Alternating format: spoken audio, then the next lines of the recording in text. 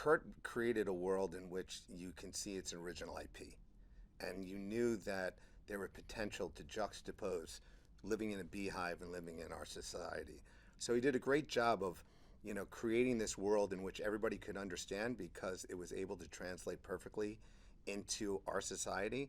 Plus, the way he built the character, you understood the arc that Jason had to take to heal himself at the same time as finding solace for what happened to his neighbor. And it was just, I don't know, he's just got that little genius, that it factor Kurt does, where you read the script and you're like, all right, I've never heard that idea before.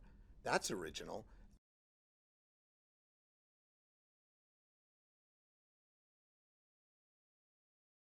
It's a very secret organization which is read into only certain people in government. It has been around for, I think the mythology is 50 years or 60 years, is what Jeremy alluded to.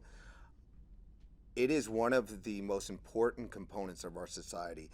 They come in, they remove the chaos, they balance out the hive, and everybody gets to live without knowing they were there. And having one in every state was very interesting because I don't think you can squash the chaos geographically if there's only one and you're in California and it's happening in Boston.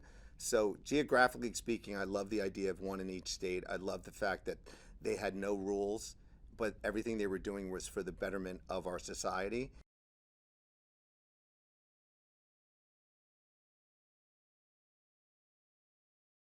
Yeah, it's Jeremy. I mean, Jeremy and his group, What are they? 8711. 8711 guys. And Jason, that was the first call he made when we decided to sign up for the movie. He's like, first person I want is Jeremy Marinus. You got to get him. And I was like, all right, I'll call him up. And Jeremy's very young, might be 32 years old.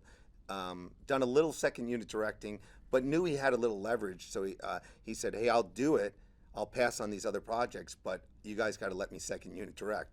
And for David, that's kind of like, well, let me see your reel. And he's like, I don't have much of a reel, but call around and ask about me. So it's kind of a leap of faith on our part to take him as a second unit director. But he's fight coordinated for all of the John Wick films. So I knew he was extremely talented.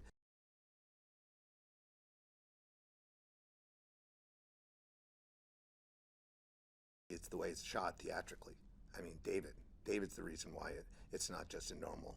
The director himself, who knows more about angles and lighting and stunts, that you can see the difference in David's films and the other films that aren't as well put together for action.